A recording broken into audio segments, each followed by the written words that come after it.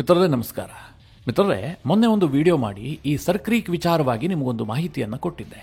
Sir ಕ್ರೀಕ್ ಭಾಗದಲ್ಲಿ ಭಾರತದ ಸೇನೆ ಬಹಳ ದೊಡ್ಡ ಯುದ್ಧಾಭ್ಯಾಸಕ್ಕೆ ಅಣಿಯಾಗ್ತಾ ಇದೆ. ಈಗಾಗಲೇ ನೋಟಿಸ್ ಟು ಏರ್ಮನ್ ಅಂದ್ರೆ ನೋಟಮ್ ಅನ್ನ ಕೂಡ ಇಶ್ಯೂ ಮಾಡಲಾಗಿದೆ. ಭಾರತೀಯ ವಾಯುಸೇನೆ, ನೌಕಾಸೇನೆ ಮತ್ತು ಭೂಸೇನೆ ಮೂರೂ ಸೇನೆಗಳು ಒಟ್ಟಾಗಿ ತ್ರಿಶೂಲ್ ಹೆಸರಿನಲ್ಲಿ ಬಹಳ ದೊಡ್ಡ ಯುದ್ಧಾಭ್ಯಾಸಕ್ಕೆ ಅಣಿಯಾಗಿದ್ದಾವೆ ಅಂತ ನಿಮಗೆ ತಿಳಿಸಿಕೊಟ್ಟಿದ್ದೆ. ಅದರ ಜೊತೆಗೆ ಒಂದು ಮಾತು ಹೇಳಿದ್ದೆ, ಈ ಸರ್ ಕ್ರೀಕ್ ಇದೆಯಲ್ಲ, ಇದೇ ವಿಚಾರವಾಗಿ ಭಾರತ ಮತ್ತು ಪಾಕಿಸ್ತಾನದ ನಡುವೆ ಮುಂದೆ ಯುದ್ಧ ಆಗುವಂತ ಸಾಧ್ಯತೆಗಳಿದೆ, ಇದೇ ಫ್ಲಾಶ್ ಪಾಯಿಂಟ್ ಆಗಬಹುದು ಅಂತ ತಿಳಿಸ್ಕೊಟ್ಟಿದ್ದೆ. ಆ ಸಂದರ್ಭದಲ್ಲಿ ಕೆಲವರು ಏನು ಅಭಿಪ್ರಾಯ ಪಟ್ಟಿದ್ರು ಗೊತ್ತಾ, ಇದೆಲ್ಲ ಸುಮ್ಮನೆ ಬಿಲ್ಡಪ್ ಅಷ್ಟೇ, ಏನು ಯುದ್ಧ ಗಿದ್ದ ಆಗಲ್ಲ, ಪಾಕಿಸ್ತಾನದವ್ರೇನು ಯುದ್ಧಕ್ಕೆ ಬರ್ತಾರಾ, ಹೀಗೆ ಕೆಲವರು ಇದನ್ನು ನೆಗ್ಲೆಕ್ಟ್ ಮಾಡಿ ಕಮೆಂಟ್ ಹಾಕಿದ್ರು. ಬಿಟ್ಬಿಡಿ, ಅವರ ಅಭಿಪ್ರಾಯವನ್ನು ಅವ್ರು ಹೇಳಿದ್ದಾರೆ ಅಂತ ಅಂದುಕೊಂಡ್ರೂ ಕೂಡ ಈಗ ಮೇಜರ್ ಆದಂತಹ ಡೆವಲಪ್ಮೆಂಟ್ ಆಗೋದಕ್ಕೆ ಶುರುವಾಗಿದೆ. ಪಾಕಿಸ್ತಾನ ಕೂಡ ಸುಮ್ಮನೆ ಇರೋದಕ್ಕೆ ಸಾಧ್ಯ ಇಲ್ಲ ಅಲ್ವಾ? ಯಾಕೆಂತಂದ್ರೆ ಭಾರತ ಇಲ್ಲಿ ಬಹಳ ದೊಡ್ಡ ಶಕ್ತಿ ಪ್ರದರ್ಶನಕ್ಕೆ ಅಣಿಯಾಗಿದೆ. ಮೂರೂ ಸೇನೆಗಳು ಒಟ್ಟಾಗಿ ಯುದ್ಧಾಭ್ಯಾಸಕ್ಕೆ ಅಣಿಯಾಗಿರುವಂತಹದ್ದು. ಹೀಗಾಗಿ ಪಾಕಿಸ್ತಾನಕ್ಕೆ ಸಹಜವಾಗಿ ಒತ್ತಡ ಉಂಟಾಗಿರುತ್ತೆ. ಅದಕ್ಕೋಸ್ಕರವಾಗಿ ಪಾಕಿಸ್ತಾನದ ನೇವಿ ಈಗ ತಾನೂ ಕೂಡ ಒಂದು ಬಿಲ್ಡಪ್ ಕೊಟ್ಟಿದೆ. 1 ರಿಂದ 1.5 ನಿಮಿಷದ ಒಂದು ವಿಡಿಯೋವನ್ನು ರಿಲೀಸ್ ಮಾಡಿದ್ದಾರೆ. ಪಾಕಿಸ್ತಾನದ ನೇವಿ ತಮ್ಮ ದೇಶದ ಒಂದೊಂದು ಇಂಚು ಭೂಮಿಯನ್ನು ಕೂಡ ರಕ್ಷಿಸಿಕೊಳ್ಳೋದಕ್ಕೆ ಶಕ್ತಿಯನ್ನು ಹೊಂದಿದೆ ಅಂತ ಅವರು ಆ ವಿಡಿಯೋದಲ್ಲಿ ಭಾರತಕ್ಕೆ ಸಂದೇಶ ಕೊಟ್ಟಿದ್ದಾರೆ. ಹಾಗೆ ಸರ್ ಕ್ರೀಕ್ ಭಾಗದಲ್ಲಿ ಯುದ್ಧ ಮಾಡೋದಕ್ಕೆ ನಾವು ಯಾವ ರೀತಿಯಾಗಿ ಸಿದ್ಧ ಇದ್ದೀವಿ ಅನ್ನೋದನ್ನು ಕೂಡ ಭಾರತಕ್ಕೊಂದು ಮೆಸೇಜ್ ಪಾಸ್ ಮಾಡಿದ್ದಾರೆ. ಇದರ ಬಗ್ಗೆ ಈ ವಿಡಿಯೋದಲ್ಲಿ ನಿಮಗೆ ಡೀಟೇಲ್ ಆಗಿ ಮಾಹಿತಿ ಕೊಡ್ತೀನಿ.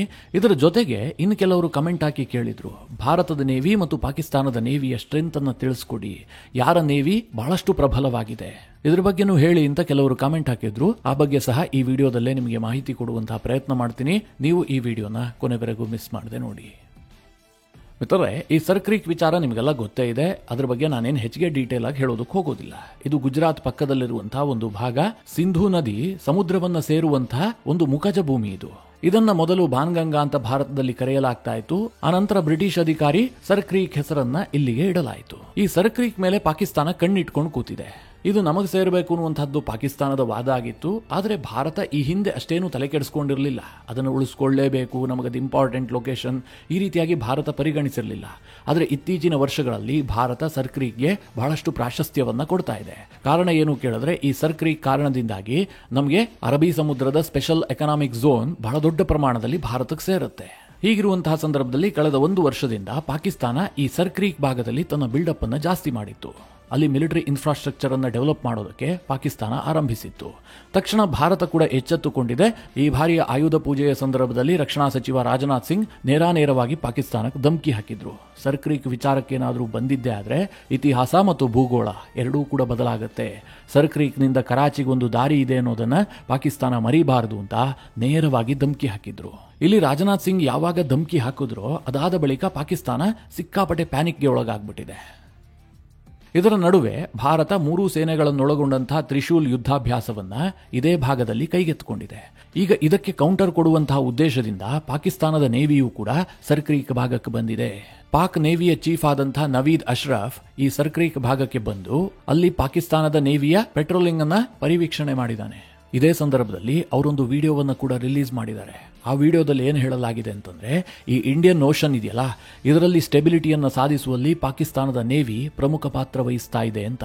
ಇದು ಯಾವುದಕ್ಕೆ ಕೌಂಟರ್ ಅಂತಂದ್ರೆ, ನಮ್ಮ ಪ್ರಧಾನಿ ನರೇಂದ್ರ ಮೋದಿ ಅವರು ಇತ್ತೀಚೆಗೆ ದೀಪಾವಳಿ ಸಂದರ್ಭದಲ್ಲಿ INS ವಿಕ್ರಾಂತ್ಗೆ ಹೋಗ್ಬಿಟ್ಟು ಒಂದು ಭಾಷಣ ಮಾಡಿದ್ರಲ್ಲ, ಇಡೀ ಇಂಡಿಯನ್ ಓಷನ್ನ ಗಾರ್ಡಿಯನ್ ಆಗಿ ಭಾರತದ ನೇವಿ ಕೆಲಸ ಮಾಡ್ತಾ ಇದೆ, ಆ ಜವಾಬ್ದಾರಿ ಭಾರತದ ಮೇಲಿದೆ ಅಂತ ಹೇಳಿದ್ರಲ್ಲ, ಇದಕ್ಕೆ ಕೌಂಟರ್ ಎಂಬಂತೆ ಪಾಕಿಸ್ತಾನ ಹೇಳ್ತಾ ಇದೆ, ನಾವು ಕೂಡ ಇಂಡಿಯನ್ ಓಷನ್ ನಲ್ಲಿದ್ದೀವಿ, ನಾವು ಕೂಡ ಇಲ್ಲಿ ಸ್ಟೆಬಿಲಿಟಿಯನ್ನು ಸ್ಥಾಪಿಸುವಲ್ಲಿ ಪ್ರಬಲ ಪಾತ್ರವನ್ನು ವಹಿಸ್ತಾ ಇದ್ದೀವಿ ಅಂತ.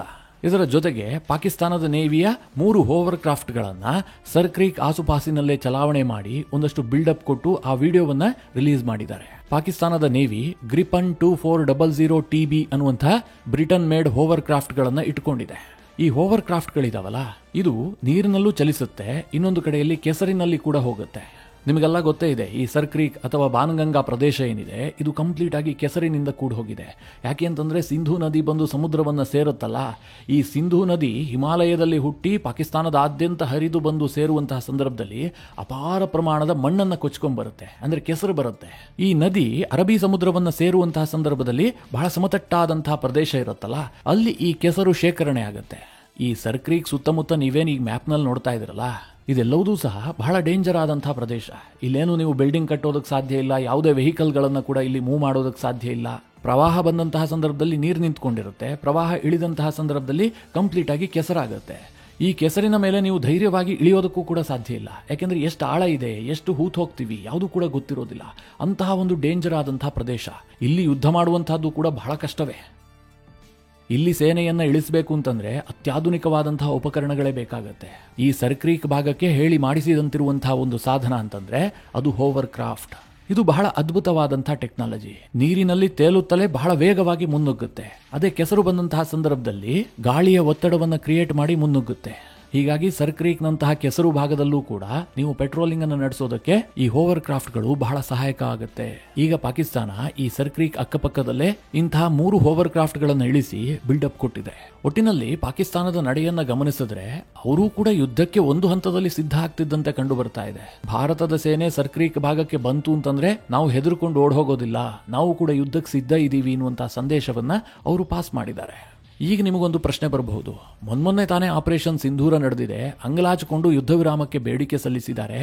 ಈಗ ಮತ್ತೊಂದು ಯುದ್ಧಕ್ಕೆ ಪಾಕಿಸ್ತಾನ ಸಿದ್ಧ ಇದೆಯಾ, ಅವರಿಗೆ ಆ ಸಾಮರ್ಥ್ಯ ಇದೆಯಾ ಅಂತ. ಮಿತ್ರರೇ, ಸದ್ಯ ಪಾಕಿಸ್ತಾನದ ಪರಿಸ್ಥಿತಿ ಹೇಗಿದೆ ಅಂತಂದ್ರೆ ಯುದ್ಧ ಏನ್ ಬೇಕಾದ್ರೂ ಆಗ್ಲಿ, ಸಣ್ಣ ಪುಟ್ಟ ಕ್ಲಾಶ್ ಆದ್ರೆ ನಾವೇನ್ ತಲೆ ಕೆಡಿಸ್ಕೊಳ್ಬೇಕಾಗಿಲ್ಲ. ಯಾಕೆಂತಂದ್ರೆ ಭಾರತ ಬಹಳ ದೊಡ್ಡ ಯುದ್ಧ ಮಾಡೋದಕ್ಕೆ ಸಾಧ್ಯವೇ ಇಲ್ಲ. ಅಮೆರಿಕದ ಟ್ರಂಪ್ ಬೆಂಬಲ ನಮಗಿದೆ. ಯುದ್ಧ ಶುರು ಆಗ್ತಿದ್ದ ಹಾಗೆ ಟ್ರಂಪ್ ಭಾರತದ ಮೇಲೆ ಒತ್ತಡ ಹೇರ್ತಾರೆ, ಯುದ್ಧಕ್ಕೆ ಬ್ರೇಕ್ ಹಾಕ್ತಾರೆ. ಈ ರೀತಿಯ ಕ್ಲಾಶ್ಗಳು ನಮಗೆ ಬಹಳ ಬೆನಿಫಿಟ್ ಆಗುತ್ತೆ ಅಂತ ಪಾಕಿಸ್ತಾನದ ಸರ್ಕಾರವೂ ಭಾವಿಸ್ತಾ ಇದೆ, ಪಾಕಿಸ್ತಾನದ ಸೇನೆ ಕೂಡ ಭಾವಿಸ್ತಾ ಇದೆ. ಮಿತ್ರರೇ, ಇದನ್ನು ನಾನೇನು ಸುಮ್ಮನೆ ಹೇಳ್ತಾ ಇಲ್ಲ. ಅವರ ಎಲ್ಲಾ ಹಾವಭಾವಗಳು, ಅವರ ನಡವಳಿಕೆಗಳು ಅದೇ ರೀತಿಯಾಗಿದೆ. ಯಾಕೆ ಕೇಳಿದ್ರೆ ಭಾರತ ಮತ್ತು ಪಾಕಿಸ್ತಾನದ ನಡುವೆ ಸಂಘರ್ಷ ಆದಂತಹ ಸಂದರ್ಭದಲ್ಲಿ ಪಾಕಿಸ್ತಾನ ಸಹಜವಾಗಿ ಅಮೆರಿಕದ ಕದ ತಟ್ಟುತ್ತೆ, ಟ್ರಂಪ್ ಬಳಿಗೆ ಹೋಗುತ್ತೆ, ಭಾರತ ಈ ರೀತಿಯಾಗಿ ಮಾಡ್ತಾ ಇದೆ ಅಂತ. ಟ್ರಂಪ್ ಏನ್ ಮಾಡ್ತಾರೆ, ಯುದ್ಧ ನಿಲ್ಲಿಸೋದಕ್ಕೆ ಬರ್ತಾರೆ.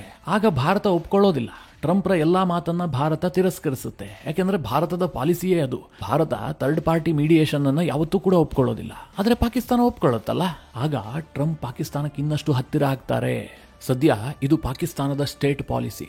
ಎಷ್ಟರ ಮಟ್ಟಿಗೆ ಅಂತಂದ್ರೆ ಪಾಕಿಸ್ತಾನದ ಪ್ರಧಾನಿ ಶಹಬಾಜ್ ಶರೀಫ್ ಕಾಂಬೋಡಿಯಾ ಮತ್ತು ಥೈಲ್ಯಾಂಡ್ ನಡುವಿನ ಯುದ್ಧ ವಿರಾಮಕ್ಕೋಸ್ಕರವಾಗಿ ಟ್ರಂಪ್ ಇತ್ತೀಚೆಗೆ ಮಲೇಷ್ಯಾಗೆ ಹೋದಂತಹ ಸಂದರ್ಭದಲ್ಲಿ ಒಂದು ಪೀಸ್ ಡೀಲ್ ಅನ್ನ ಘೋಷಣೆ ಮಾಡಿದ್ರು. ಅದಾಗ್ತಿದ್ದ ಹಾಗೆ ಪಾಕಿಸ್ತಾನದ ಪ್ರಧಾನಿ ಟ್ರಂಪ್ ಅವರನ್ನ ಕೊಂಡಾಡೋದಕ್ಕೆ ಶುರು ಮಾಡಿದ್ರು. ಅಂದ್ರೆ ಟ್ರಂಪ್ ಅನ್ನ ಮೆಚ್ಚಿಸೋದಕ್ಕೆ ಒಂದು ಸಣ್ಣ ಅವಕಾಶವನ್ನ ಕೂಡ ಪಾಕಿಸ್ತಾನ ಇವತ್ತು ಬಿಡ್ತಾ ಇಲ್ಲ. ಅದು ಆಸಿಮ್ ಮುನೀರ್ ಇರಬಹುದು, ಇಲ್ಲ ಶಹಬಾಜ್ ಶರೀಫ್ ಇರಬಹುದು. ಸಿಕ್ಕಾಗ್ಲೆಲ್ಲ ಟ್ರಂಪ್ ಅನ್ನ ಹೊಗಳ್ತಾ ಇದ್ದಾರೆ. ಅಂದ್ರೆ ಎಲ್ಲಿಯವರೆಗೆ ನಾವು ಟ್ರಂಪ್ ಅನ್ನ ಈ ರೀತಿಯಾಗಿ ಹೊಗಳ್ತಾ ಇರ್ತೀವೋ ಅಲ್ಲಿಯವರೆಗೆ ನಮ್ಮ ರಕ್ಷಣೆಗೆ ಅಮೆರಿಕ ಇರುತ್ತೆ. ಭಾರತ ಎಷ್ಟೇ ಬಿಲ್ಡಪ್ ಕೊಡ್ಲಿ, ಅವ್ರು ಎಷ್ಟೇ ದೊಡ್ಡ ಯುದ್ಧಕ್ಕೆ ರೆಡಿಯಾಗಿ ಬರಲಿ, ನಮ್ಮ ಪರವಾಗಿ ಅಮೆರಿಕ ನಿಂತುಕೊಳ್ಳುತ್ತೆ ಎನ್ನುವಂಥದ್ದು ಪಾಕಿಸ್ತಾನದ ಬಲವಾದಂತಹ ನಂಬಿಕೆ. ಅಮೆರಿಕದ ಪಾಲಿಸಿಯೂ ಕೂಡ ಸಾಕಷ್ಟು ಬದಲಾಗಿರುವುದನ್ನು ನೀವು ಗಮನಿಸಬಹುದು. ಇತ್ತೀಚೆಗಷ್ಟೇ ಮಾರ್ಕೊ ರೂಬಿಯೋ ಮತ್ತು ಜೈಶಂಕರ್ ಅವರು ಭೇಟಿಯಾಗಿದ್ರು. ಆ ಸಂದರ್ಭದಲ್ಲಿ ಪಾಕಿಸ್ತಾನ ಮತ್ತು ಅಮೆರಿಕದ ಸಂಬಂಧದ ವಿಚಾರವಾಗಿಯೂ ಕೂಡ ಚರ್ಚೆ ಆಯಿತು. ಮಾರ್ಕೊ ರೂಬಿಯೋ ಏನ್ ಹೇಳಿದ್ರು, ಪಾಕಿಸ್ತಾನದೊಂದಿಗೆ ನಮ್ಮ ಸಂಬಂಧ ಸುಧಾರಣೆ ಆಗ್ತಿರುವಂತಹದ್ದು ನಿಜ, ನಾವು ಅದಕ್ಕೆ ಪ್ರಯತ್ನವನ್ನ ಕೂಡ ಮಾಡ್ತಾ ಇದ್ದೀವಿ. ಹಾಗಂದ ಮಾತ್ರಕ್ಕೆ ನಾವು ಭಾರತದ ಸಂಬಂಧವನ್ನೇನು ಬಲಿ ಕೊಡೋದಿಲ್ಲ. ಭಾರತ ನಮಗೆ ಬಹಳ ಸುದೀರ್ಘವಾದಂತಹ ಟ್ರಸ್ಟೆಡ್ ಪಾರ್ಟ್ನರ್. ಹೀಗೆಲ್ಲ ಮಾರ್ಕೊ ರೂಬಿಯೋ ಒಂದು ಸಮಜಾಯಿಷಿ ಕೊಡುವಂತಹ ಪ್ರಯತ್ನ ಮಾಡಿದ್ರು. ಮಿತ್ರರೇ, ಅಮೆರಿಕ ತೀರಾ ಪಾಕಿಸ್ತಾನಕ್ಕೆ ಹತ್ರ ಆಯಿತು ಅಂತಂದ್ರೆ ಭಾರತದೊಂದಿಗೆ ಉತ್ತಮವಾದಂತಹ ಸಂಬಂಧವನ್ನ ಮೇಂಟೈನ್ ಮಾಡುವಂತಹದ್ದು ಬಹಳ ಕಷ್ಟ ಇದೆ.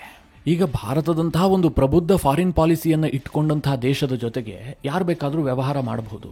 ಈಗ ಭಾರತದ ಸ್ನೇಹ ರಷ್ಯಾದೊಂದಿಗೂ ಇದೆ, ಅಮೆರಿಕಾದೊಂದಿಗೂ ಇದೆ, ಇತ್ತ ಕಡೆಯಲ್ಲಿ ಚೈನಾದೊಂದಿಗೂ ಕೂಡ ಇದೆ. ಇದು ಹೇಗೆ ಸಾಧ್ಯ ಆಗುತ್ತೆ ಕೇಳಿದ್ರೆ ಭಾರತದ ಫಾರಿನ್ ಪಾಲಿಸಿ ತೀರಾ ಮೆಚ್ಯೂರ್ಡ್ ಆದಂತಹ ಫಾರಿನ್ ಪಾಲಿಸಿ. ಅದೇ ನೀವು ಪಾಕಿಸ್ತಾನದಂತಹ ಒಂದು ಫೇಲ್ಡ್ ಸ್ಟೇಟ್ ಜೊತೆಗೆ ಸಹವಾಸ ಮಾಡಿಕೊಂಡು ಅಂತಹ ನಿರೀಕ್ಷೆಯನ್ನ ಇಟ್ಟುಕೊಂಡ್ರೆ ಅದು ಸಾಧ್ಯ ಆಗುತ್ತಾ? ಇದೇ ರೀತಿಯಾಗಿ ಬ್ಯಾಲೆನ್ಸ್ ಮಾಡುವ ತಂತ್ರವನ್ನ ಅಮೆರಿಕ ಮುಂದುವರಿಸಿದ್ದೇ ಆದ್ರೆ ಭಾರತದ ಸ್ನೇಹವನ್ನ ಸಹಜವಾಗಿ ಅಮೆರಿಕ ಕಳೆದುಕೊಳ್ಳುತ್ತೆ. ಅದರಲ್ಲೇನು ಯಾವುದೇ ಡೌಟ್ ಇಟ್ಕೊಳ್ಬೇಡಿ. ಇನ್ನು ಭಾರತದ ನೇವಿ ಸ್ಟ್ರೆಂತ್ ಮತ್ತು ಪಾಕಿಸ್ತಾನದ ನೇವಿಯ ಸ್ಟ್ರೆಂತ್ ಬಗ್ಗೆ ಒಂದು ಸ್ವಲ್ಪ ಮಾಹಿತಿ ಕೊಡಿ ಅಂತ ಕೆಲವರು ಕೇಳಿದ್ರು. ಅದ್ರ ಬಗ್ಗೆ ಚಿಕ್ಕದಾಗಿ ಇಲ್ಲೇ ವಿವರಿಸಿ ಬಿಡ್ತೀನಿ. ಇವತ್ತು ಮಿತ್ರರೇ, ವಿಶ್ವದಲ್ಲಿರುವಂತಹ ಅತ್ಯಂತ ಬಲಿಷ್ಠ ನೇವಿಗಳನ್ನ ಪಟ್ಟಿ ಮಾಡಿದ್ರೆ ಭಾರತದ ನೇವಿ 4 ಅಥವಾ 5ನೇ ರ್ಯಾಂಕ್ಗೆ ಬರುತ್ತೆ. ಒಂದೊಂದು ಗ್ಲೋಬಲ್ ರ್ಯಾಂಕಿಂಗ್ ನಲ್ಲಿ 4ನೇ ಸ್ಥಾನವನ್ನ ಕೊಡಲಾಗಿದೆ. ಕೆಲ ಗ್ಲೋಬಲ್ ರ್ಯಾಂಕಿಂಗ್ ನಲ್ಲಿ ಭಾರತದ ನೇವಿಗೆ 5ನೇ ಸ್ಥಾನವನ್ನ ಕೊಡಲಾಗಿದೆ. ಅದೇ ಪಾಕಿಸ್ತಾನದ ನೇವಿಗೆ ವಿಶ್ವದ ನೇವಲ್ ಸ್ಟ್ರೆಂತ್ ನಲ್ಲಿ 27ನೇ ರ್ಯಾಂಕ್ ಅನ್ನು ಕೊಡಲಾಗಿದೆ. ಮಿತ್ರರೇ, 4ನೇ ರ್ಯಾಂಕಲ್ಲಿ 27ನೇ ರ್ಯಾಂಕಲ್ಲಿ ಪಾಕಿಸ್ತಾನದ ನೇವಿಯ ಸ್ಟ್ರೆಂತ್ ಬಗ್ಗೆ ನಿಮಗೊಂದು ಕ್ಲಾರಿಟಿ ಸಿಕ್ಕಿದೆ ಅಂತ ನಾನಂತೂ ಭಾವಿಸಿದ್ದೀನಿ. ಇದಕ್ಕೆ ಮುಂದುವರೆದು ಹೇಳಬೇಕು ಅಂತಂದ್ರೆ ಭಾರತದ ಬಳಿಯಲ್ಲಿ ಒಟ್ಟು 294 ನೇವಲ್ ಫ್ಲೀಟ್ ಇದೆ. ಅದೇ ಪಾಕಿಸ್ತಾನದ ಬಳಿಯಲ್ಲಿ 114 ನೇವಲ್ ಫ್ಲೀಟ್ ಇದೆ.